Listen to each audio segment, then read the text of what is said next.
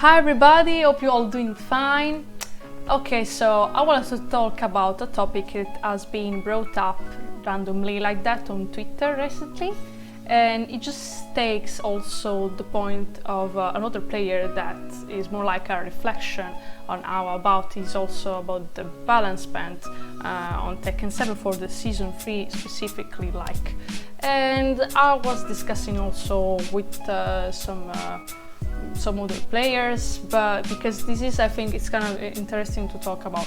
So the idea also has been brought up from Doom and Deadney, which is an amazing player from America, which is say hi, and yet also to check his channel, his Twitter, because he posts very awesome stuff about also Chloe and other characters. And this is the thing. So is it worth it to play Chloe in season 3? Or is it just about the balancement? Okay, so I will start saying that I was more like of a Chloe player in season 1 alongside with Asuka, since I'm more like an Asuka main, but I can play sort of different female characters, so it's interesting to see also how I could see some things and do some comparison that helped me to have a bigger view of the game, and so to take into consideration many things at the same time. So specifically like maybe some people sees Chloe as just a joke character, a character to not really take in consideration, but this is the thing. I think the character is really fun to play and she's worth it to give it a try.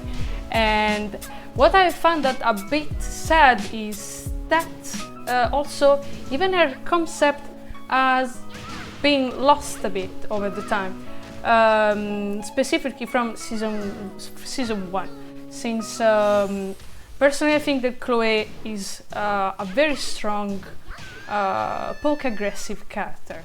So when you play Chloe, basically your aim is just to stress and annoy and irritate your opponent with her. So for example, I think that for a first tuna tournament, she can really make tilt your opponent. So I think that this concept of the character is a little bit different from some others and made her very particular. It's true that her damage output always been her main point, like her focus point, because Chloe, she has good, like, just doesn't need high execution character.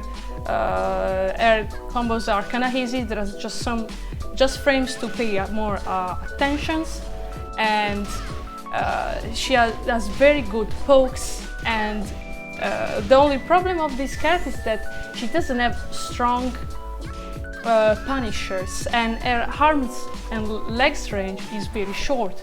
So these things makes her complicated to play her in a long set. I tried it and I swear it's very exhausting. It's okay, but this is the thing.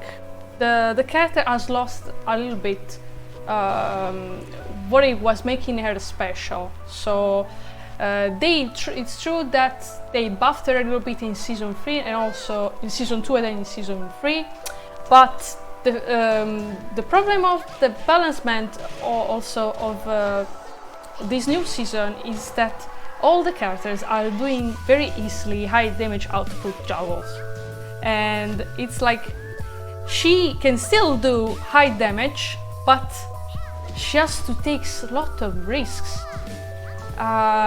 Many people thought, like, at first when the character came out, oh, but she's like a capo. But the thing is that she's just probably more like a weaker version of a capos, because she doesn't really go on stance. She can go back turn, but she doesn't have all the stances. It's true, her artbox is very little, so it's hard to hit her at times, but this can also be a problem for her to reach out the opponent. And so what I think it will be more like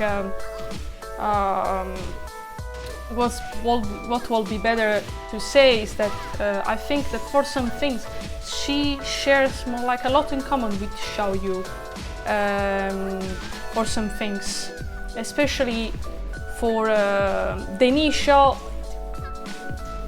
idea of the character that could be like Hedi and the Xiaoyu. They share a lot of things in common, and I think it's kind of hard to say because I really like Chloe, but it's like Chloe is a weaker version probably than Xiaoyu. Why I said that? Because also she can't really be played on a different way besides being just very aggressive. But Xiaoyu can change her the pace of the match a lot with being defensive and being a little bit more offensive. She has the parries, she has the reversals, but Chloe doesn't have any of those. So this makes her a little bit of too planned in her gameplay. So we are forced to play aggressive, forced to do the pokes, running free, and risk a lot while doing the hop kick that is still launch punish ball, the only launch punish ball up kick in the game, and side step 4. And side step 4 is like launch punish ball, while for example Xiaoyu can do side step 4 that is -14 and still on counter it gives a full juggle, while Chloe doesn't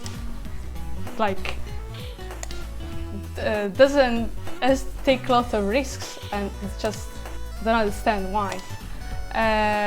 So what they share a lot in common is the Kali roll actually, but the Kali roll of Chloe, despite being safe, it can be easily sidestepped, and she basically dies if your opponents just launch her after the sidestep. But Xiaoyu, for example, she can do after it's -11, but still she has the parries. So if your opponent is slow, you can just use that, and you can still continue to play her in a more safe way. But that's what can't Chloe do. So I mean, that's the thing. The characters are very similar for a lot of things. So for what reason should I play Chloe instead of Xiaoyu in this case, right? That's the thing, because Chloe, it's not only just more unsafe, but her arm range is shorter, she doesn't have a lot of options. The strongest tool she has can be side step as well, and yeah, and also the side step 4 as well can be launched. So yeah, it's kinda hard to say that, but I think in this season 3 she's not that much worth it to play. But generally speaking, it's a little bit of a paradox because she got some buffs, but the thing is that the rest of the cast is also way too stronger now. Some of the characters can do the same damage output with less effort and risking less. With even Anna, Leroy, that like are easy execution, they can do the same damage output and still play kinda safe. So it's like, what happened? I think they should really fix the balancement. I really hope for the next patch they will do something, because it kinda saddens me a bit, because I think Chloe is a very fun character. I even had the courage to play her at the last TVT Last Chance qualifier, and I think I really enjoy the character. I hope they gonna do something, maybe at least to give her some tool that can make her be played in another way as well. So yeah, I think I said everything, and if something else comes up out of my mind, I think I will say it. And yeah, see you next time. Bye bye.